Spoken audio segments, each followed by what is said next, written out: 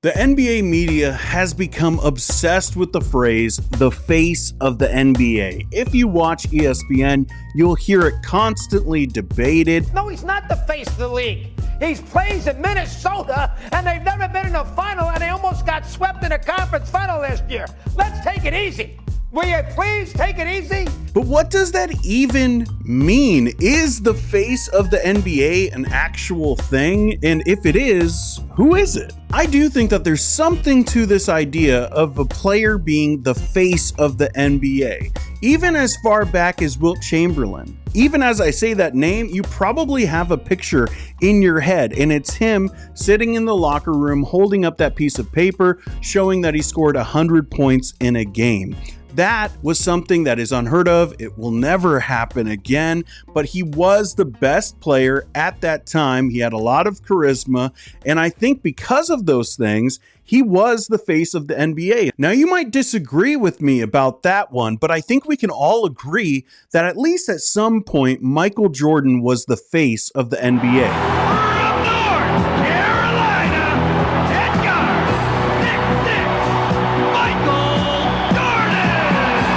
So what did Michael Jordan have that set him apart from every other player in the NBA? Well, of course, he won a lot. He had 6 rings, 5 MVPs, his own shoe brand, plenty of commercials, and a hit movie that a lot of us kids from the 90s really loved. Ready? Let's go.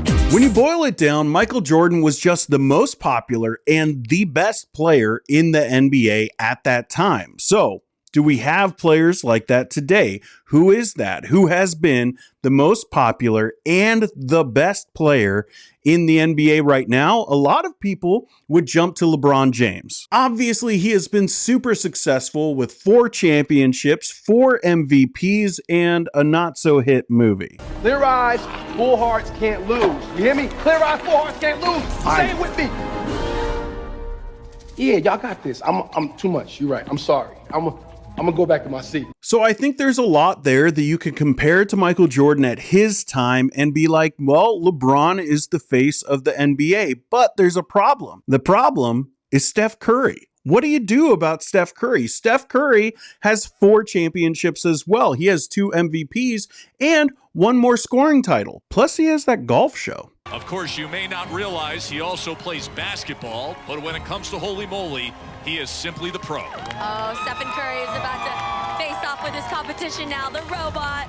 So is it fair to say that LeBron James has been the face of the NBA when Steph Curry has been almost as successful as LeBron at that same period? I mean, you can't really talk about one of their stories without the other. The LeBron versus Golden State Warriors rivalry was epic. So their stories are intertwined. I don't know if we can separate one person as the face of the NBA versus the other. But no one is really talking about LeBron or Steph as the face of the NBA anymore because they're old. We've already had those conversations. And so these NBA media companies like ESPN, like Fox Sports, and so many other companies, they're all trying to have the new face of the NBA. Who is the next LeBron? Who is the next Michael Jordan? And that's really where this conversation goes off the rails, because now we're having players that aren't just being looked at as the best or the most popular. Now we're having all kinds of weird criteria added to the list of qualifications for the face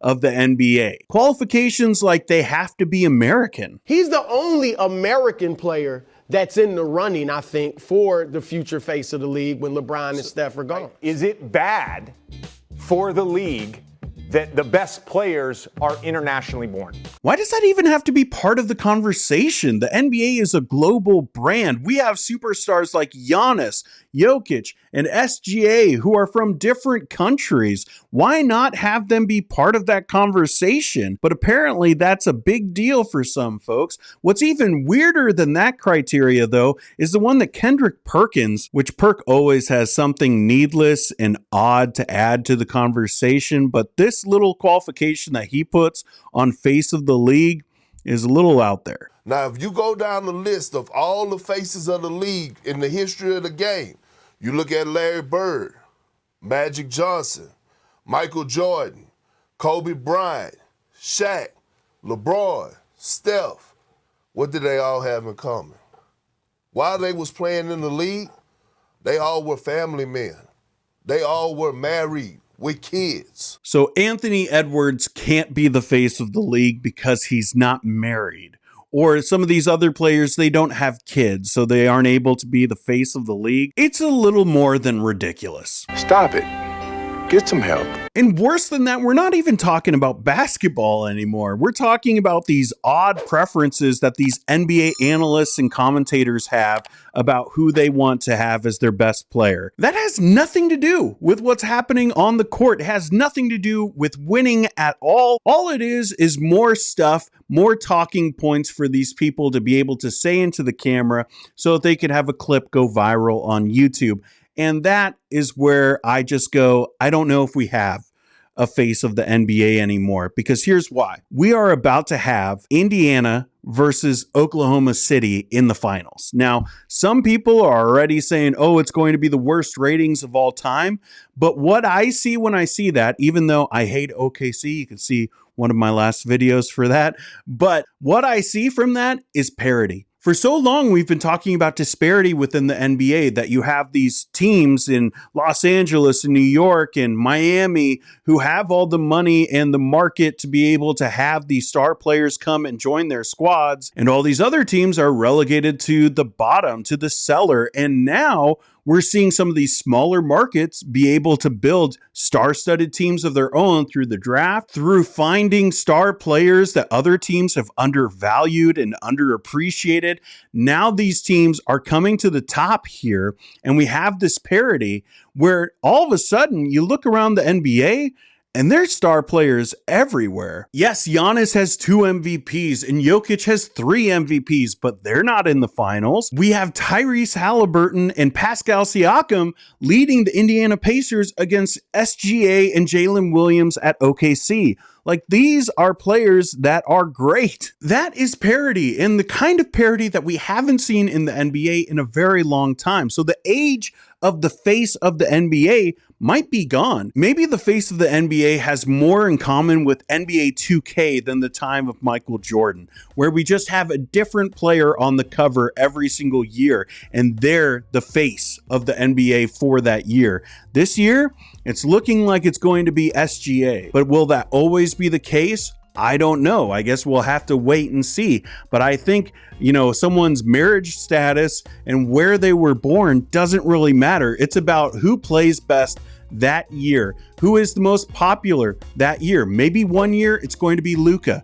Maybe another year it will be Jokic again. And maybe the next, who knows? Scotty Barnes, maybe? I don't know. We'll see what happens. But right now, I think this conversation of the face of the NBA is just another way for them to talk about the GOAT. And we don't want to click on those videos anymore. We've heard all the debates about who is the GOAT, and we just don't want it. And this is just these guys, these NBA companies, these people making money off of NBA fans, trying to get clicks and try to have that conversation again, just under this umbrella of the face of the NBA.